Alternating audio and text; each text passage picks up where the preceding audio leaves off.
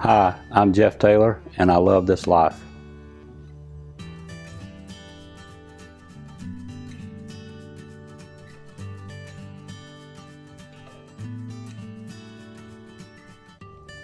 I know we're down in southern Indiana, but your accent is a little further southern than that. Where are you originally from? North Carolina. I grew up in Lumberton, North Carolina. That's about 60 miles from Myrtle Beach, South Carolina, so I spent a lot of time there as well. But yeah, that's where this nice voice comes from. How does a guy from North Carolina wind up down here in southern Indiana? I built Bo Butner's engines since about the mid to late 90s. I was doing all of Bo's engine work for his super stockers and his comp cars. And 2004, I worked for my brother, Charlie Taylor, at Taylor Engines. I worked there for 30 years. And in 2004, he was starting to slow down a little bit, and I decided to go on my own and do my own deal. And so we sat down and I talked with Bo and his dad and mom, and at that time I was driving one of their comp cars. Me and Bo was kind of a two-car team deal, and we were doing well. And Mr. and Mrs. Butner offered me a 3-year deal to move here and take care of their cars. And I went out and bought the equipment we needed and set it all up in Bo's shop. And I worked there with Bo for 3 years. We both won the championship. I won in 05, he won in 06. We were very successful, really, really good team. We had some good people. And then in 2009, Bo was kind of slowing down a little bit there for a while and concentrating on business and stuff. So we built our own building up here. We had acquired a lot of customers in the area because Mr. Butner let me work on other people's stuff when I wasn't working on their stuff. As long as their stuff was all good and it didn't need anything, then I could work on other people's stuff, and my business really grew. And also I still had some of the people that I worked on in North Carolina that I still took care of. So we built a shop, me and my wife, and we liked it here. So that's how we ended up here. Well, there's plenty of stock and super stock guys in this part of the country, and some pretty big names that have done well. And I see their Jeff Taylor Performance stickers on the hoods of those cars. Yes, there's this is the heart of super stock and stock. The best of the best live around here. As you know, covering Division III, the car count is very big, and there's a lot of champions there when you go. So to win a race in Division III, it's pretty hard to do. Well, you've done all right in winning races. Before we got started, you told me 48 national events and 48 divisionals. Of course, the 4 world championships, and we'll talk about that. So yeah. Is 50 and 50 a goal? It is. I really hadn't given it a whole lot of thought when I got to 40. You know, I was more or less doing my own deal. I'd fulfilled my obligations with the Butners, and I was just part-time racing. You know, I'd race 3 or 4 times a year is all I could do, and it was somebody else's car. I was not in a position to have my own car and stuff. And then before you know it, you know, I'd go out west, and Jim and Jimmy DeFrank, they had an extra car. So when I'd go out to help Jimmy, they'd say, well, why don't you run this car? And I got lucky enough to pick up a race here and a race there, and now I've got up to 48. So somehow, if I can just stay healthy and just stay blessed, to be able to go do it, I'm going to try to win 50. 50 nationals is my goal. If I get 2 more points meets, that would be great. If I don't, I can be really happy with winning 50. As me and you talked earlier, there's people that's done this all their life and never won one. This is my life. That's all I do. I do it 7 days a week. Every minute that I'm awake, I'm thinking about it, trying to figure out how to get a little more power or a little better advantage, and make my program better. And I'm surrounded by a lot of good people. I've always said you're only as good as your contacts. When I run into something that I don't know or I don't understand, I know somebody that does, that I can call, that can help me.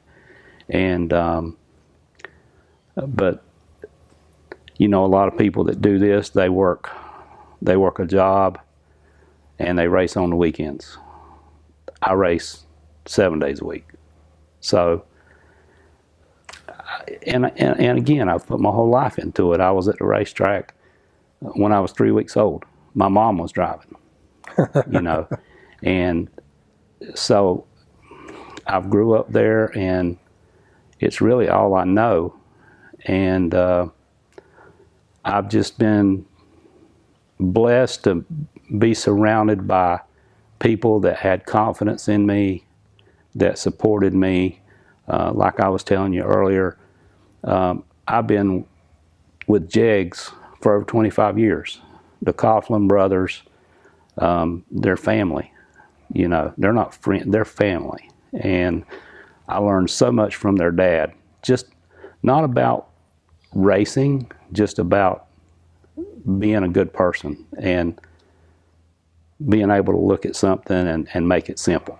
He's a simple man, and one of the most intelligent people I've ever been around, about just normal life. And the record speaks for itself. I mean, look at the size of Jegs, and he made that. So I learned a lot from him. My brother, who I lost about a month ago,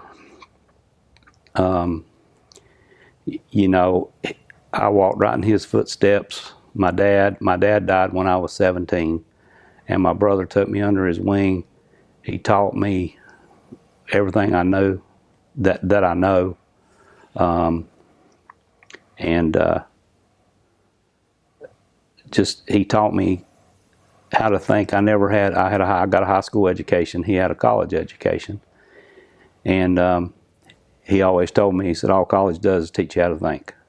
And he said, I can teach you that. So I look at stuff and I try to make it as simple as I can. I don't buy a lot of stuff. If I want something, I usually make it. I know sometimes I probably could buy it cheaper, but I think I understand it better when I make it and how it works. So, and the reason for that is because when we started, we didn't have the opportunity to go out and buy anything. If we wanted something, we had to make it. And that's just been a big background for me. But he taught me so much, and he gave up so much later in his career. There's no telling. He was a very good driver. There's no telling how many races he could have won. But in 1983, our business there was in North Carolina was doing good, and it was hard for both of us to be gone. We had 20 employees, and he said, you know what? He said, I'm going to stay here and take care of business, and you're going to race. And he stayed there and let me travel all over the country. And I run every national event. So if you think about all the races I've run for the amount that I've won, it's probably not too good. But I had a lot of good opportunities, and a lot of people seen that early on that I give it 110%, and that with the right tools that I was capable of winning races, and they spent money on me. Jimmy Morton, he was the first guy to ever really give me any kind of backing, and he done that. And the first year we won the world championship and 2 national events, won the U.S. Nationals. But it was all about having the money so that when you got to the race, I didn't have to worry about if I was going to get back to work on Monday morning. I wasn't going to get fired. I didn't have to worry about buying gas for the car or tires for the car, or if the motor blew up, I had a spare in the truck. I didn't worry about none of that. All I worried about was winning, because we had the backing to do it at that point. And again, we had earned that because we had took nothing and made something out of it, me and my brother, over the years. And so then after that, it was Steve Bagwell. We raced with him. Then Mark Klein, with Klein and Taylor cars. Arnie Martell. Harold Stout. He was a big influence in my racing. Harold was he was a good racer himself, and he brought me in on the Winnebago team as a teammate to David Rampy. David Rampy, well, I mean, he's pretty good. He's definitely the best.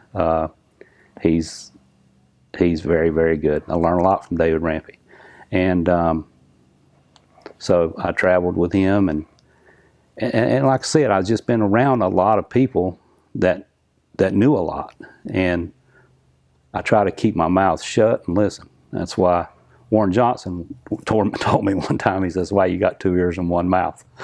So, do a whole lot more listening than you do talking, and when people talk, I pay attention. So, and you learn a lot doing that. You won 4 different world championships. Each one of them had to be a little bit different. Tell me about those championship years. Well, the first one, 1981, a lot of people don't even know this. 1981 is the first year that Sportsman run for a championship based on points. 1980, they took, I think, the top 5 or maybe 10 in the division, and you were invited to the world finals, and you raced, and the winner was the world champion up until 1980. 1981 is the first year they done it by points. And my brother, at the same time I hooked up with Jimmy Morton, he hooked up with Harry Huntsberry, a guy in Maryland, who funded his Superstock program. And again, we were, it wasn't nothing like the kind of money that you would need nowadays. But man, it was enough that we didn't, we could afford to eat at McDonald's instead of eating potted meat and crackers, like we'd been used to. So, but we traveled that year. We went to Atlanta to the Southern Nationals, and my brother won Super Stock, and I got to the semifinals in Stock. And like 2-3 weeks later, the Cajun Nationals in Baton Rouge, Louisiana, we had got the National Dragster right before we left to go down there, and I won't never forget reading it. Said, history was almost made. Had I not red lighted in the semifinals, there was a chance that 2 brothers could have won 2 different eliminators on the same day. Well, we did that at the Cajun Nationals. We both won. He won Super Stock and I won Stock. And that's something we went on to do 4 times that year. Not at Nationals, but at Divisionals. And then I won Indy that year. So we both won 2 national events that year. We ended up winning the World Championship. and that was 1981. So that was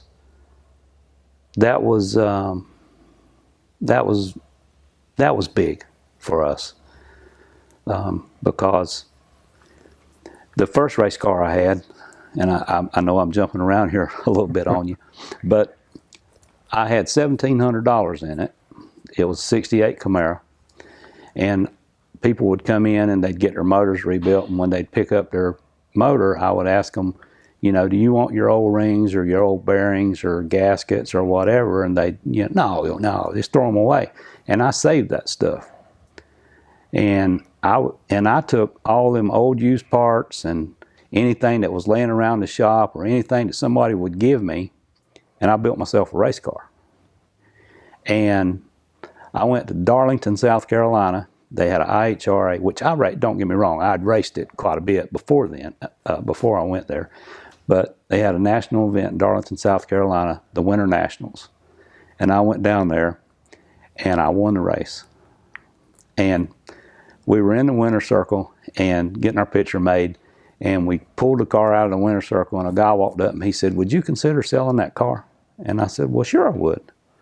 And he said, well, what would you take for it? And I said, $4,500. I had $1,700 in it. And he said, well, I know where your shop is and everything. He said, I'll pick it up tomorrow. And I'm like, yeah, okay, no problem. I didn't think no more about it. The next day, he showed up with the money and bought it.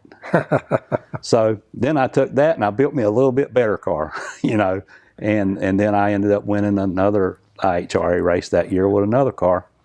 And so that kind of led up to the 81 deal, you know. I mean, I'd been racing.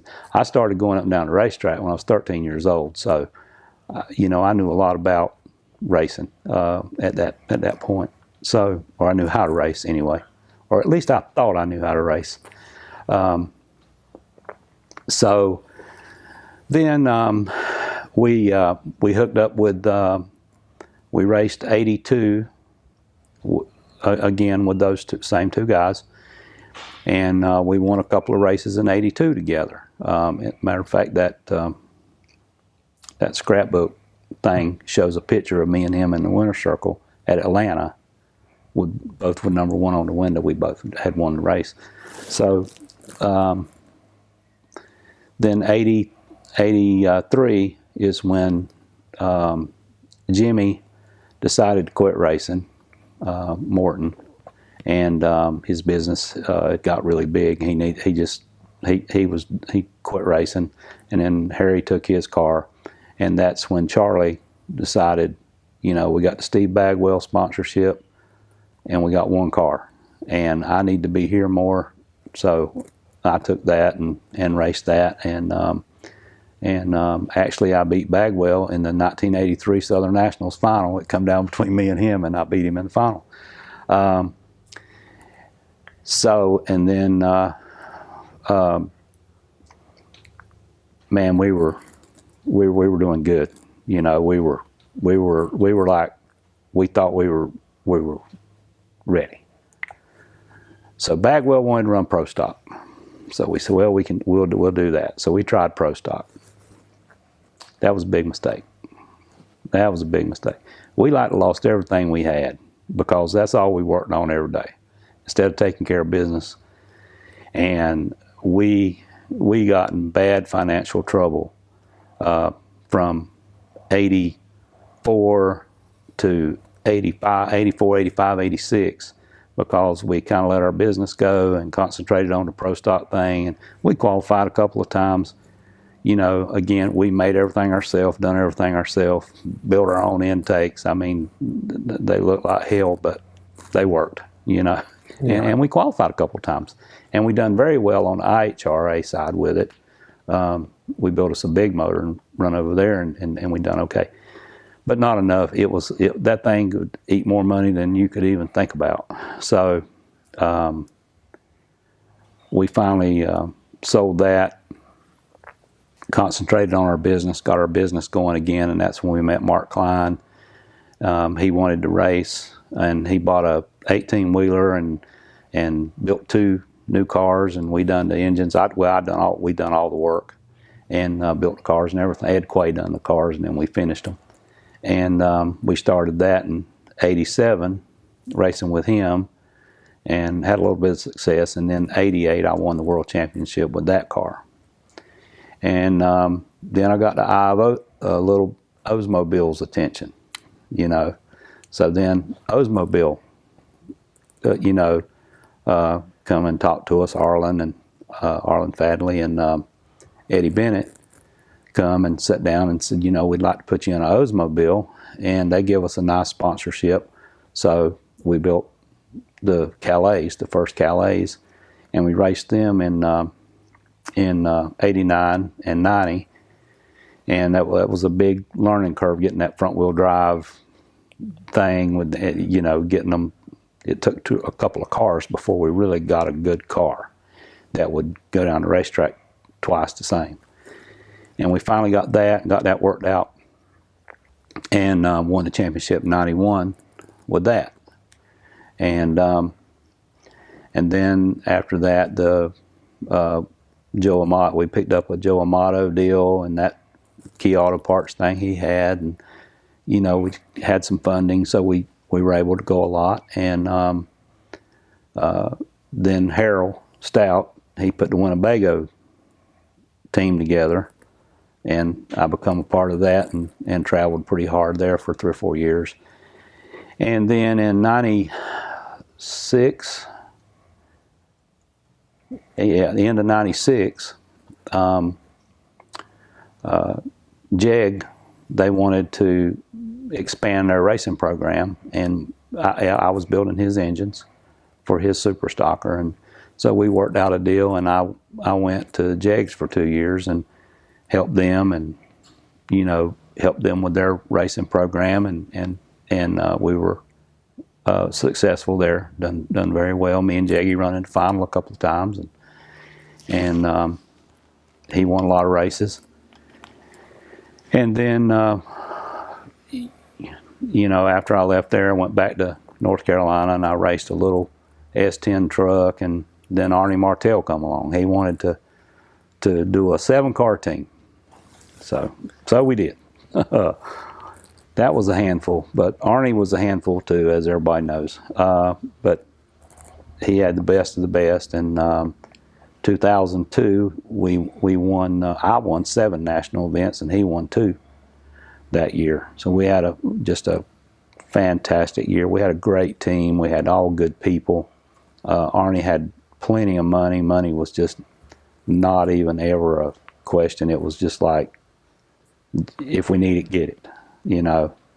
So that was a good deal for us. And then, after Arnie shut down and quit, then I done the Butner thing and won the championship in '05, and that's how I got here.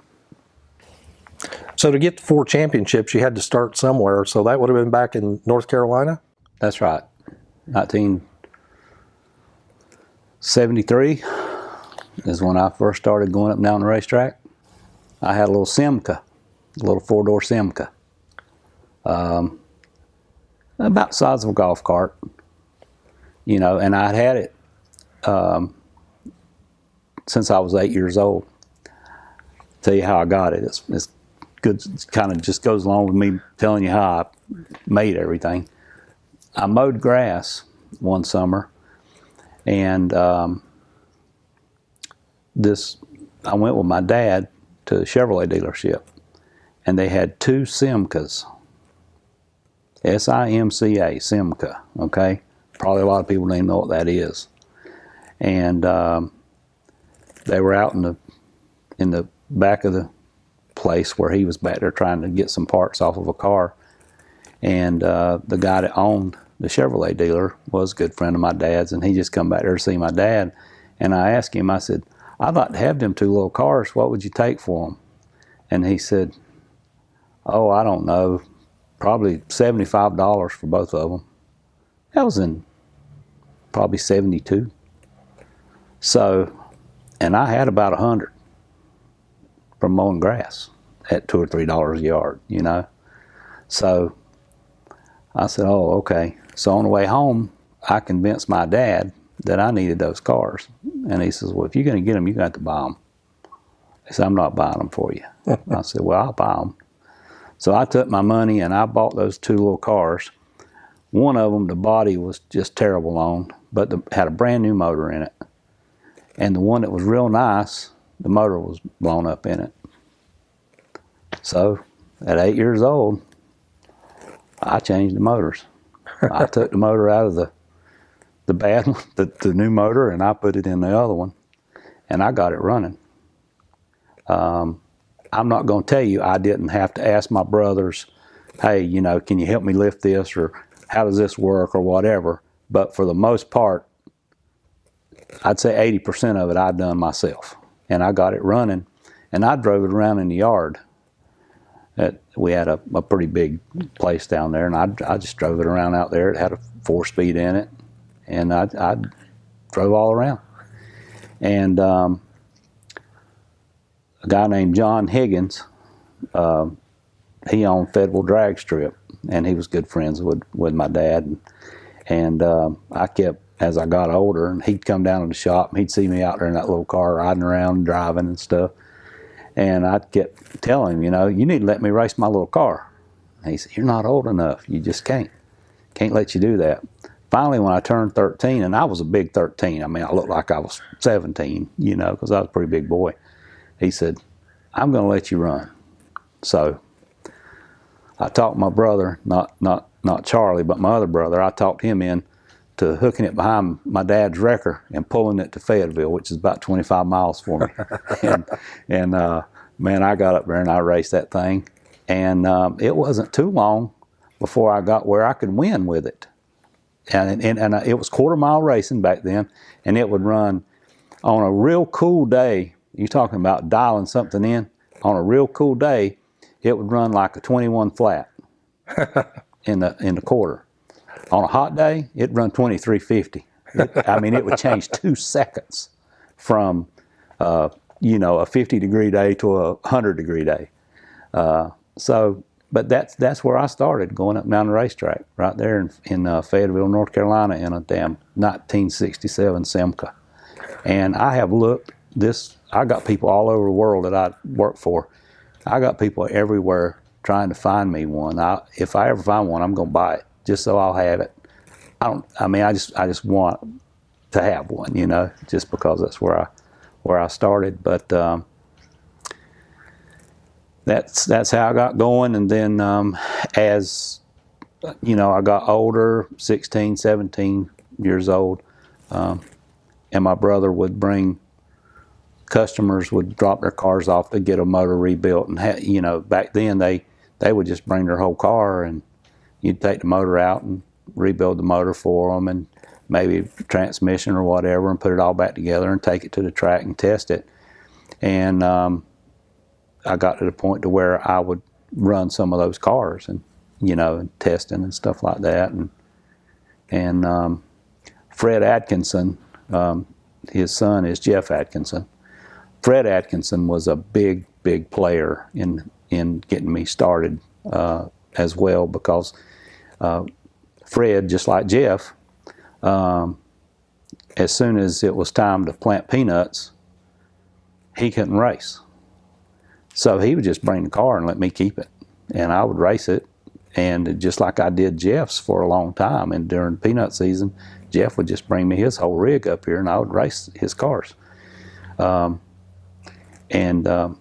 Fred and the Atkinsons have been a big part of my racing, you know, helping me get going and stuff. But yeah, it all started down there with Bobby Warren. Learned a lot watching him. You know, Bobby's won the championship a few times and won races. He was very good, and we raced him every weekend. He won I think it was 78 or 9. Bobby won the championship. I won't think it was 78, but anyway, he won the championship.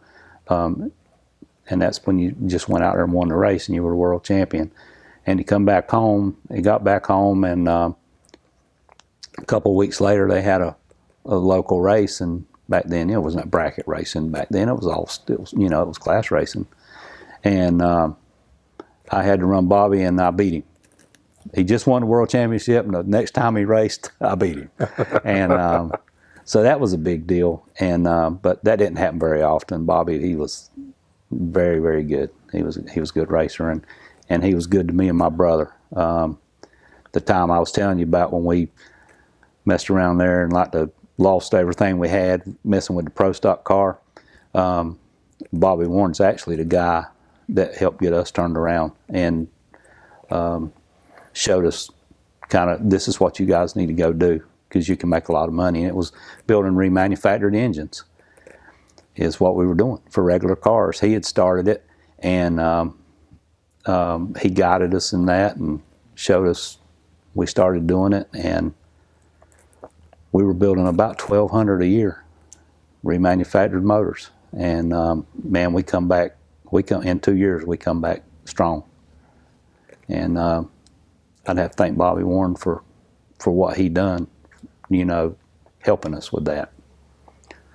But yeah, there's a lot of good people down in that part of the country that helped me a lot. In this shop, I mean, a lot of times I get in there on the dyno, and you start running something, and you just, what did I miss here? I missed, you know, this just is not doing what it ought to do. And usually I know somebody I can call and tell them what's going on. Well, you got the wrong valve spring on that. Put this valve spring on it and try it, or a carburetor, or something that you just, you know, it's right there, but sometimes you just can't see it, you know. But yeah, having good people is huge. Well, staying young's got to be part of staying in the race car too. I mean, you can still turn on wind lights out there. A bunch of younger people. You know, I think you're right there. The staying in the race car, I think, helps a lot because, like, we get through the holidays and then it's time to go to Pomona, and you know, you race all year long. You never slow down. You're going, just like you are. I mean, you're gone every weekend doing something. Well, we're the same way. And if we're not racing, we're testing or doing something. And I don't know, it's like you don't get a chance to age or something. Or at least your body ages, but your mind, you know. The one thing that David Rampey told me 5-6 years ago, me and him were talking one day, and I had done something. Actually, it was at the Gator Nationals 2017, I think. I won with this car right here. Won the Gator Nationals. The week before, I run somebody first round, and I dialed, and I caught them, and I just got down there and just took my foot off the gas and just rode down through there and just coasted alongside of them and took 800s wind light to break out 2000s. You know, and I mean, in my mind, I know I've killed plenty. You know, I mean, there's no way I'm breaking out. But I did, you know, because I didn't finish. I didn't finish the race. You know, you're supposed to take a foot or give 10 foot. That's the rule. That's what you do. And I went down there and didn't finish the race. You know, I mean, I got him and I just coasted by and broke out. And I was telling David about it, and he said, you know, that's the only thing that I can say. He says, I can still hit the tree as good as I ever have. And I feel like I still can. And hit it as good as but I make stupid mistakes. A couple of years ago at Atlanta, I'm going down the track in this thing here, and I forget to shift it. You know, it shifts 1-2 automatically. I leave the starting line, and I'm catching the guy, and I mean, I know I got him beat, and I'm just riding along there. I forget to shift it in high gear. I'm like, you know, this is not the first time I've drove a car, but it looked like it. So that's the thing I see as you get older in the racing. You'll make mistakes that you just wouldn't have made 20 years ago or 10 years ago or whatever. But And then David confirmed that for me. So he done the same thing. So I don't know if that's the right thing, but it did make me feel better to know that he done the same kind of stuff once in a while. You got the JEGS shirt on. You got this beautiful Mopar behind you. Tell me what's going on with JEGS and you and where we're at. Well, again, over 25 years, their name's been on my race car, and they've helped me in some form for over 25 years. And so I drove this car at Indy last year, and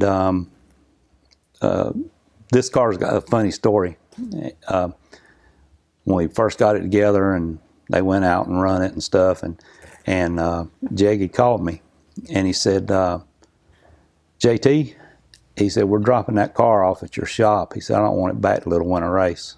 I said, okay, that's fair enough.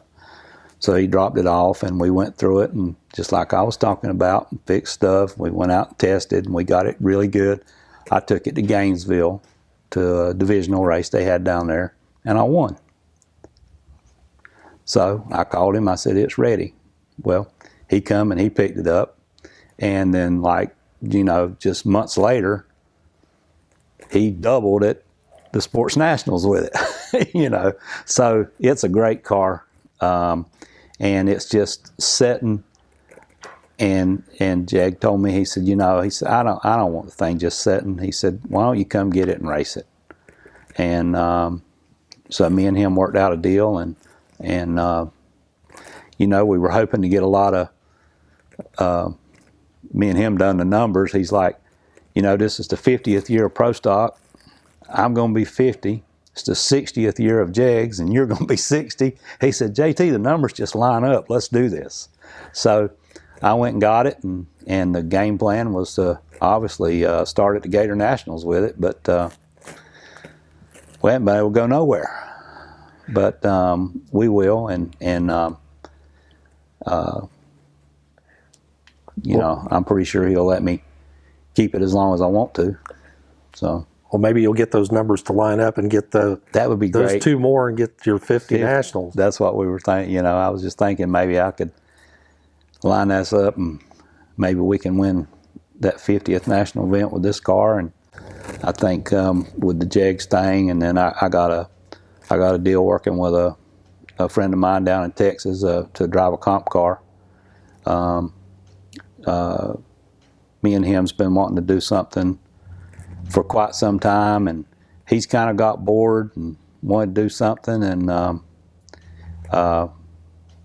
he called me and he said, man, I want to put a car together, but I want you to drive it. So I said, well, I'll drive it. So it's David Nickens. He's putting together a B-altered automatic, and I'm going to drive that later in the year. And David's working, I think he's got a really good sponsor he's going to be announcing pretty soon.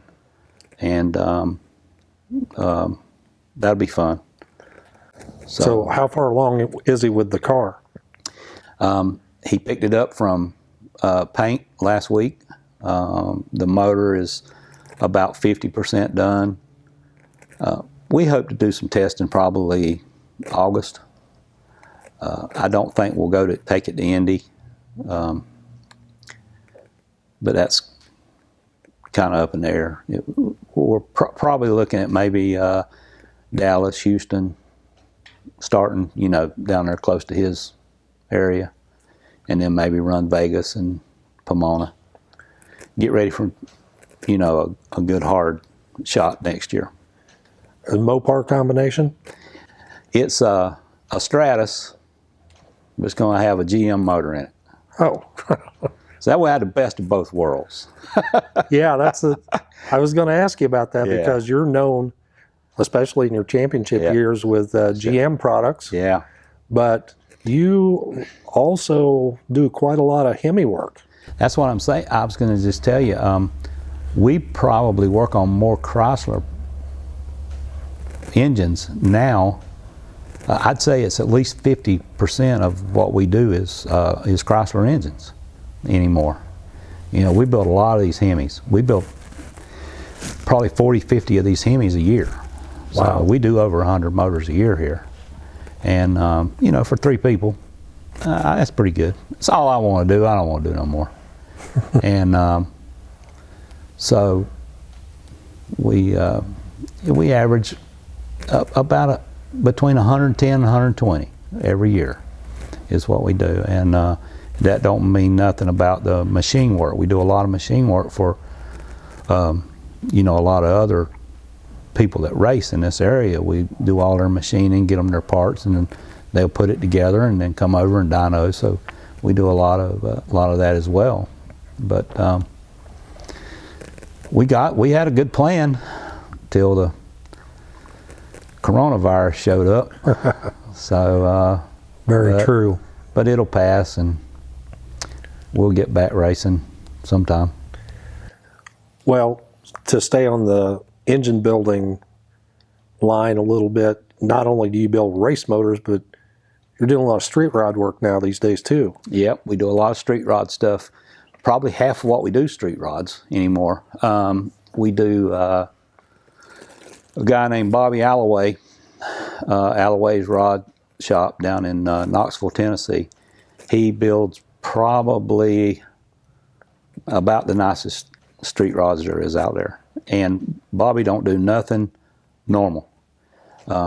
We just finished 2 429 Boss Fords and a all aluminum Hemi.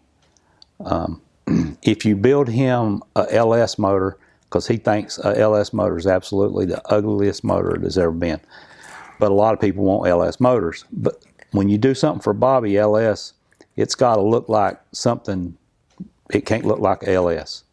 So we make adapters, and we put on around the valve covers, and we put a big valve cover on it, and we'll put a front drive distributor on it, and put the distributor in the front, run the wires through the valve cover, and when they come out, then they go to the spark plug under it. But when you walk up there and look at it, it'll look like a Hemi. You know, I mean, it looks like a Hemi, like a Gen 3 Hemi or something like that. So he won't do nothing. We're building a couple of SB2s for him right now, and we're building a 241, 1953 241 baby Hemi. I mean, he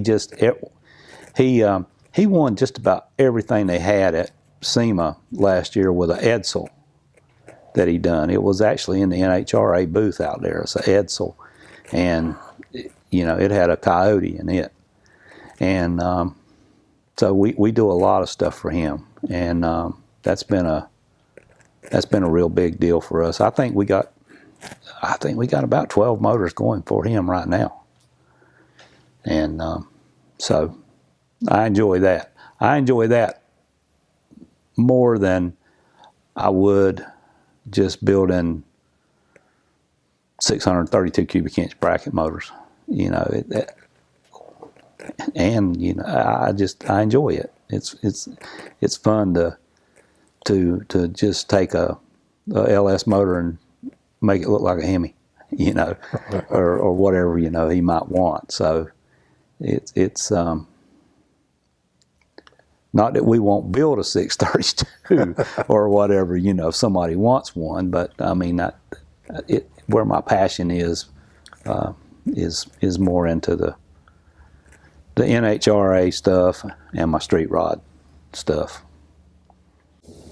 So you've got a lot to hang your hat on, a lot of things to be satisfied. What brings you the most satisfaction?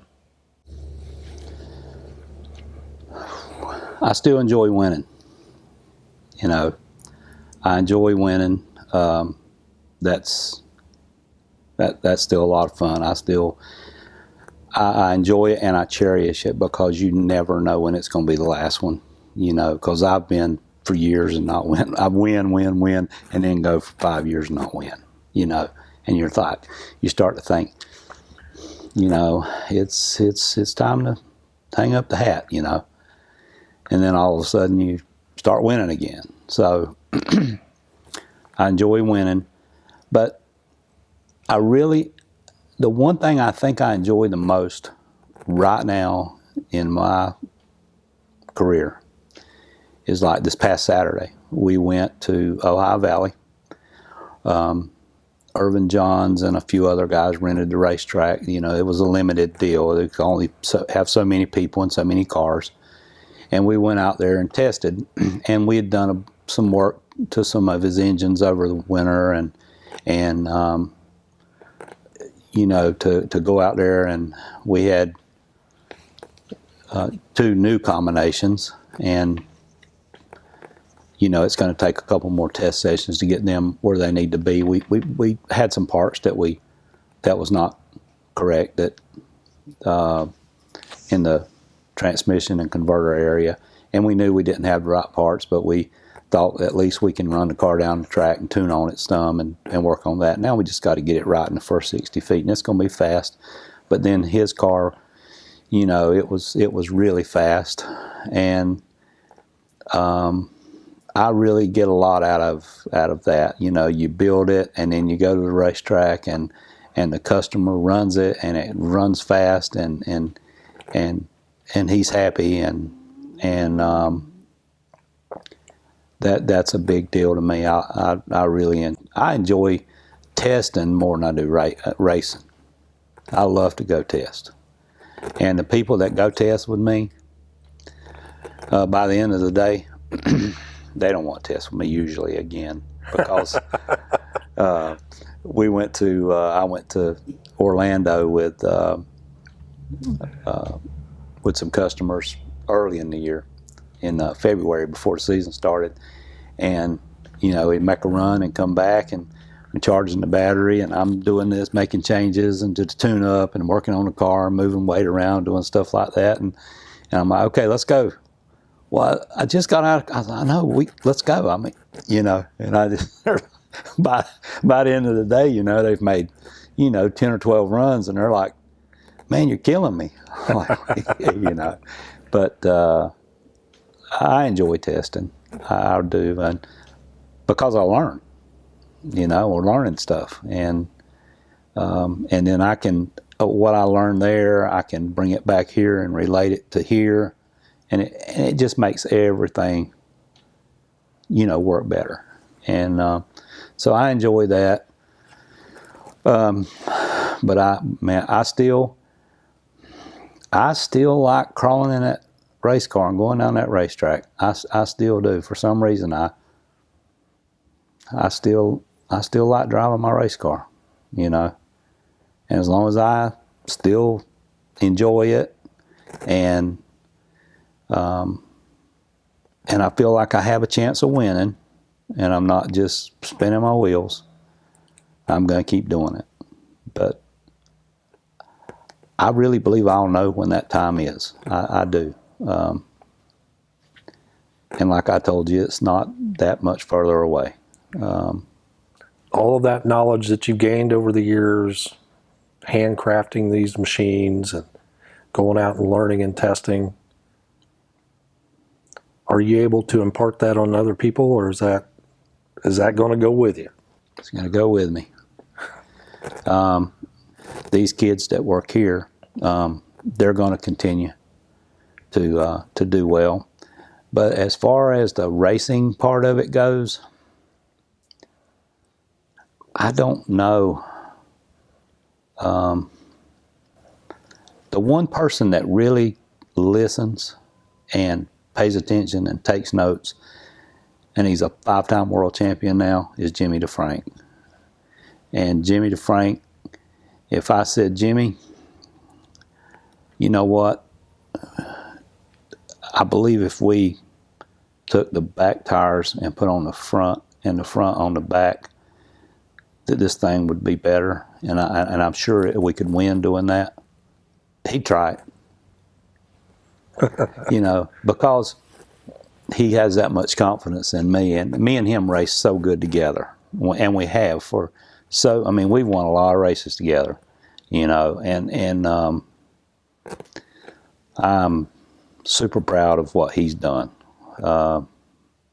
He's not only is he just a good person, man. He's just he's just a perfectionist.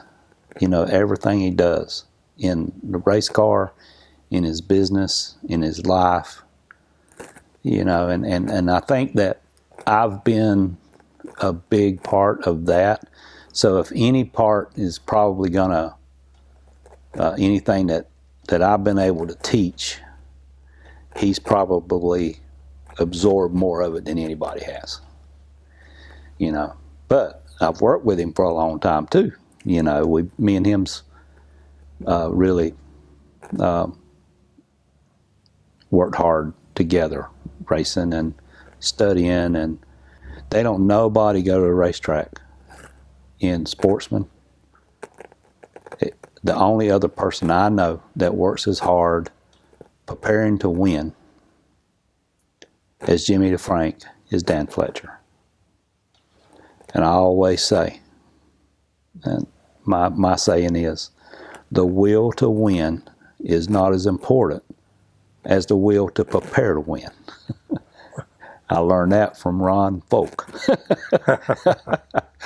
So, and I learned that at an early age. He had it on his car, and I read it one time, and I thought about it, and I thought about the truth in it, and you got to get ready to win. You got to do more. You got to take out more mistakes than the other guy. That's how you win. And there's so much with what you do, and the NHRA, the live timing, all the things that's available. If you use them things to what they can help you with, but it takes work. It takes work. It takes, at the end of the day, and you shove the car in the trailer, and you go and you drink beer and cook out and do all that, and there's nothing wrong with that. That's okay if that's what somebody wants to do. They went, and they want to hang out with their friends and have a good time that night. That's all good. That's what they chose to do. But the people that's winning, they're in there studying, and they're taking notes, and they're going back through all your notes from the day when all that stuff, and they're writing down everybody's stuff. I mean, you can probably look in either one of these cars right now from the last race I was at, and what everybody's doing is wrote down on a piece of paper in there. And I sit back there and I watch it, and I learn, I watch that stuff. But it takes a lot of work. I mean, you got to go get it. And you got to go that extra mile. And man, those two guys, them two guys right there, Jimmy and Dan, they can tell you what anybody's doing at any time. They write a dial in on their car, and them two guys will tell you, he can't run that, or he's breaking out, or they're just good, but they work hard. They work hard at it. So, but yeah, as far as my racing knowledge, the things that, how I look at the air and how I dial a car and stuff like that, Jimmy DeFrank would be the guy that's picked up more of it than anybody else that I race with. Jeff Atkinson follows it pretty good, but Jeff races completely different than I race. He's there's no telling what he might dial. He might dial 1,500. He might hold 1,500s, or he might hold 2. I mean, that's the way he races. And he does good, but I don't race that way. So, even with the sickness that we got going on right now, man, I go down here every day. I mean, the kids that work for me, they were off for a while, and couldn't come. But me and my wife didn't miss a day. We were here every day, and we got a lot of stuff done, and I enjoyed it. It was quiet, but I really like it when they're here. We have fun. So as long as I can have fun and I enjoy it and I can make a living doing it, I'm gonna hang in there. I'd like to do it, in all due respect, 7 to 10 more years, somewhere in that ballpark, is what I'd like to do. But I don't see me doing this when I'm 75 or 80 years old. this is not what I plan on doing. I don't plan on trying to figure out how I'm going to make a car run 500s faster. But somewhere between 65 and 70 years old, somewhere in that ballpark, I want to try to hopefully stay healthy and, you know, be able to enjoy some other stuff. But this has been fun. It's been great. Racing's been good to me. It's given me a life that people only dream of. You know, I say this a lot, and you probably can agree with me because you do the same thing I do. I can get in this truck right now, and I can drive to California, or I can drive to Seattle, Washington, or I can drive to Maine, and I'll never be more than 2 hours away from somebody that I can't call that will come help me. There's not a lot of people that can do that. But drag racing people in general, not just drag racing people in general can say that. You know, the people that travel all over this country, you know, and go to these races and stuff, there's somebody usually within a 2 hour range of you at all times that will come and help you. And you know what they'll want? Nothing. And you know, that's one thing I remember about my brother in the early years, you know, when he would help somebody at the race. You know, they'd come over and say, well, you know, I'm having a problem with my carburetor, or I'm doing, you know, or this or that or whatever. And he'd go over and he'd look at it, and usually he would fix it for them. And then they'd say, you know, well, what I owe you? Well, you know, just go try it and see what happens. And they'd go out and run, and it'd be right, you know, and it would do good. Then, boy, they'd just come flying over to the truck. You know, hey, how much I owe you, man? That worked. I've been working on that for 2 months, and I haven't been able to fix it. And he's like, you know what? Somebody else will need help one day. Just help them. That was his answer, you know. And I was like, so I do a lot of that still. You miss your brother? Yeah. You know what? I find myself, you know, pulling my phone out to call him, you know, and he's not there. He was so good with numbers, you know. I mean, he knew he was a mathematician, you know. I mean, which that's what he graduated from University of North Carolina with the highest grade that had ever been recorded in that school when he graduated in 1973. And he was just, man, he was smart. He was, when it come to numbers, yeah, you know, you didn't beat him. But yeah, I missed the fun times we had. Boy, we had a lot of fun. You know, we took nothing, and we had fun with it. Nothing, you know. I mean, we had motors that had 4 and 5 different pistons in them, different brands, you know.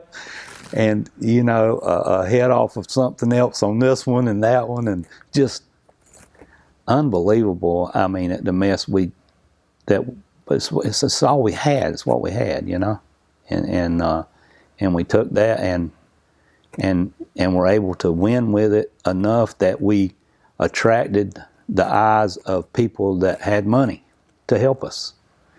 And then once we got that, we were able to go, you know.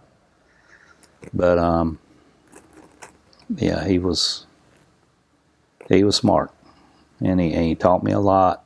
And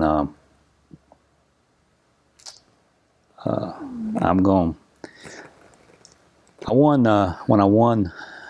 I guess one thing that makes this 50 so important to me. when I won the World Finals last year, me and him were talking during Christmas, and he said, "You know, I'm proud of you."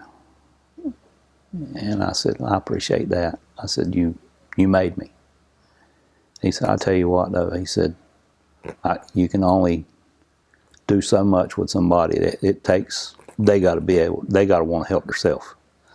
And he said, "What you've done to take where me and you started and what we started with, and get this far along, you know." He said, "Could you have ever dreamed that you'd win 50 national events or 48 national events?"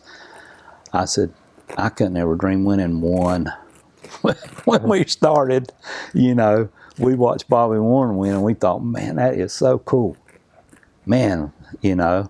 And I won 48, and I told him, I said, "You know, it's getting a lot harder, and these kids are tough, man. They're hard to beat." And I said, I told him, I said, I think I'm about had enough." And he said to me, he said, "We put our whole life into this." He said, "You got to win 50. He said, "Somehow or another, man," he said, "I know you got 2 more in you." And now he's gone. So I got to try. I might not get them, but I'll go down trying, you know. I'll give it my best. And I owe it to him. And I'm going to try. And I like my chances. I got a good race car sitting right there, and I got another good one going together in Texas. And if I can just, you know, stay healthy, I want it worse than I ever have in my life right now, for that reason. And it's going to be,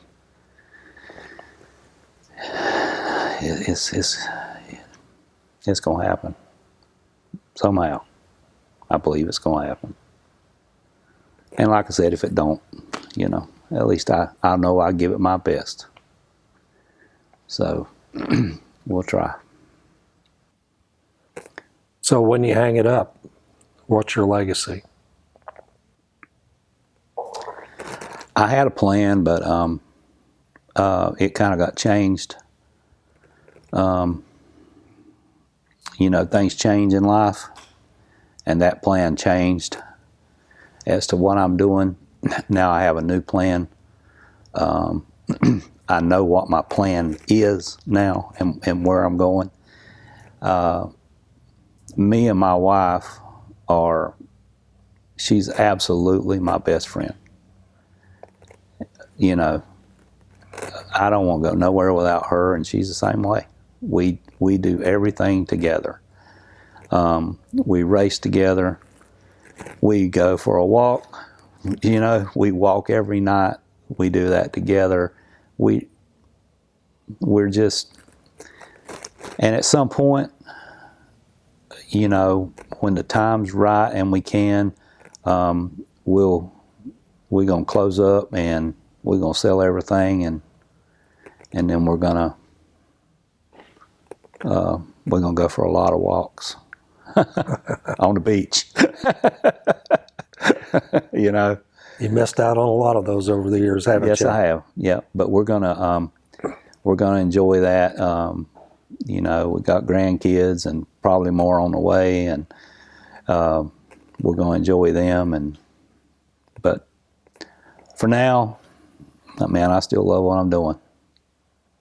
I look forward to, you know, my house is right outside the door here. Man, I look forward to, I walk down here some mornings and I'm walking down and it's just, the sky's beautiful and I think, man, if heaven's better than this, man, I can't imagine how great it's going to be. Over the 17 years, can you imagine your life without her? No. No.